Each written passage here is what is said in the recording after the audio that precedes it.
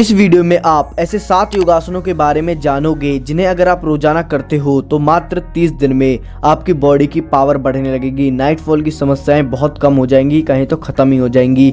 वीर्य गाढ़ा होगा और ओजस में बदलकर आपके चेहरे और शरीर का तेज बढ़ाएगा। और सिर्फ योगासन ही नहीं बताऊंगा, उन्हें करने का सही और सरल तरीका भी बताऊंगा, ठीक है। और भाई इन 7 आसनों को आपको पूरे दिन में कब कब करना है, कैसे करना है और इनके साथ साथ आपको किन बातों का ध्यान रखना है जिससे आपको इसका रिजल्ट जल्दी मिलेगा, वो भी इसी वीडियो में बता दूंगा। तो भाई वीडियो को एकदम लास्ट देखना। तो चलो वीडियो को स्टार्ट करते हैं। सबसे पहला योग है वीरासन, जो कि वीर जमा आसन इससे बना है, जिसमें वीर जो शब्द है वो वीर्य से निकला है। और भाई वीर का अर्थ होता है योद्धा, बलवान, वीर्यवान, पराक्रमी। ये जो आसन है, इस आसन के बहुत सारे तरीके हैं, या कहें तो 4 से 5 तरीके हैं, लेकिन इसका बिल्कुल सरल तरीका जो कि आपको फायदे भी अच्छे खासे मिले और सबसे सरल हो वो बताने वाला हूँ, ठीक है। सबसे पहले आपको वज्रासन में बैठ जाना है और जो आपकी बैक है वो जमीन पर छिपना चाहिए और जो आपके तलवे और एड़ी हैं ये साइड में होनी चाहिए। समझ गए होंगे क्या कहना चाह रहा हूँ। सबसे पहले वज्रासन में बैठ जाओ, मतलब कि पैर मोड़कर बैठ जाओ।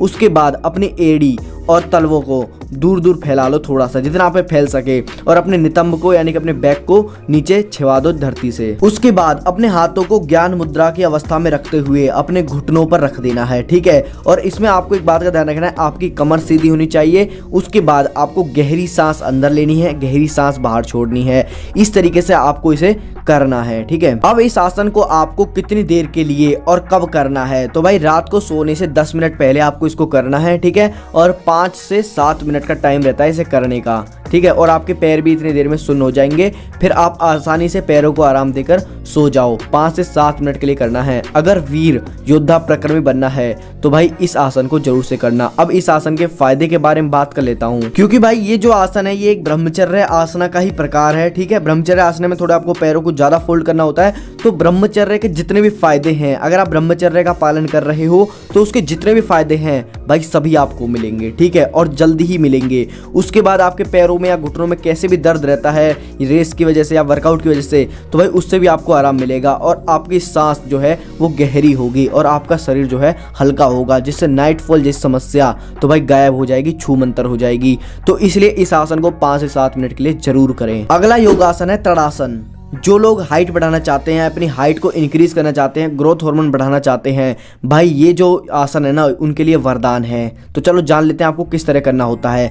सबसे पहले सावधान की अवस्था में खड़े हो जाएं, आपको आता होगा सावधान की अवस्था में खड़ा होना। उसके बाद एड़ियों और अंगूठों को समांतर मिलाते हुए, मतलब एक साथ मिला करके पंजों के बल पर खड़े हो जाना है और अपने दोनों हाथों को मिलाते हुए ऊपर की तरफ तान देना है। समझ गए होंगे, जैसा आप वीडियो में देख रहे हो इस तरीके से सेम करना है बस आपको। इसमें आपको कुछ बातों का ध्यान रखना है। सबसे पहला, जैसे आप ऊपर हाथों को तानो तो आपको सांस को अंदर भरना है, ठीक है। उसके बाद जब आप नीचे आओ तो सांसों को छोड़ देना है। उसके बाद भाई इस आसन के साथ आपको शीर्षासन नहीं करना, क्योंकि जब आप इस आसन को करोगे तो आपका थोड़ा जो वजन है वो ऊपर की तरफ जाएगा, और जब आप शीर्षासन करोगे तो ये बिल्कुल अपोजिट हो जाएगा, जिससे आपको ही नुकसान होने वाला है। तो शीर्षासन और तड़ासन एक साथ कतई भी मत कर देना, ठीक है। अगर आपको इसका रिजल्ट भाई जल्दी चाहिए, इसके फायदे जल्दी चाहिए, तो इसके लिए आप एक छोटी सी ट्रिक अपना सकते हो कि जैसे ही आप ऊपर जाओ तो आपको ये सोचना है कि मुझे ऊपर से कोई चीज मिल रही है और मुझे और ऊपर जाना चाहिए और ऊपर की तरफ शरीर को खींचना चाहिए। अगर आप ऐसा कर लेते हो तो आपका फायदा थोड़ा जल्दी मिलने वाला है। अब मेरे भाई ये भी सुन लो कि आपको इसे कब और कितने समय के लिए करना है। तो भाई जैसे ही आप वर्कआउट कंप्लीट कर लो अच्छे से, उसके बाद आपको इसे करना है, ठीक है। और इसे आपको 1 मिनट में कम से कम 4 बार करना होता है। अब आप अंदाजा लगा लो कि कितने सेकंड के लिए एक बार आपको इसे करना है, और 5 से 6 मिनट के लिए कर लो भाई, बहुत है। इसके कुछ फायदे भाई, सबसे पहला, लंबाई बढ़ाने के लिए सबसे अच्छा जो अभ्यास है वो यही है। उसके बाद शरीर को मजबूत करता है, मसल्स एंड्योरेंस बढ़ाता है, और भी बहुत सारे फायदे हैं जो अगर आप इसे 30 से 35 दिन करते हो तो आपको मिल जाएंगे। अगला योगासन है मुक्तासन, जिसका अर्थ होता है स्वतंत्र यानी कि निश्चिंत, ठीक है। इस योगासन को करने से भाई आपका स्पर्म काउंट बहुत तेजी से बढ़ेगा और आपका वीर्य गाढ़ा होगा, जिसके फायदे आपको कुछ ही दिनों में आराम से दिख जाएंगे, ठीक है। इसको आपको किस तरह करना होता है, सबसे पहले वज्रासन में बैठना है। उसके बाद दोनों पंजों के बल पर आपको बैठ जाना है और जो एड़ियां हैं उनको आपस में मिलाकर मूलाधार चक्र के पास सीवनी स्थान में लगा देना है, जैसा आप वीडियो में देख रहे हो। मूलाधार चक्र सर्च कर लेना फिर गूगल पे कि कहाँ होता है। मैं आपको बता दूं भाई, प्राइवेट पार्ट्स के बीच में होता है, पर फिर भी आप एक बार सर्च कर लेना, कहीं और मत रख देना, ठीक है। इस तरीके से आप करना है, और जो आपके घुटने हैं वो जमीन पर टच होने चाहिए, कुछ इस तरीके जैसा आप वीडियो में देख रहे हो, ठीक है। जो इसके फायदे हैं भाई, पंजे और पैर, इनको मजबूती प्रदान करता है। और पैरों में भाई कई लोगों को कंपन होने लग जाती है ना, लेग वर्कआउट करके आते हैं और पैर कांपने लग जाते हैं। अगर आप इस आसन करोगे तो भाई ये कांपना बिल्कुल बंद हो जाएगा। आपके प्राइवेट पार्ट से जुड़ी कोई भी दिक्कत हो सब ठीक हो जाएगी, ठीक है। इस योगासन को इस तरीके से करना जैसे मैंने आपको बताया। अब इसको कब और कितने समय के लिए करना है? वर्कआउट के बीच में, जब आपका मन करे तब इसको कर सकते हो, और जितनी देर आप होल्ड करके रख सकते हो उतनी देर करके रखो, कोई दिक्कत नहीं है। नहीं तो 2 से 3 मिनट एवरेज टाइम में कर सकते हो। अगला योगासन है धनुरासन। अगर आप इस आसन को तड़ासन के बाद करते हो तो हाइट बढ़ाने में सबसे बेस्ट रिजल्ट आपको देखने को मिलेगा, ठीक है। इस योग को किस तरह करना होता है वो सुन लो।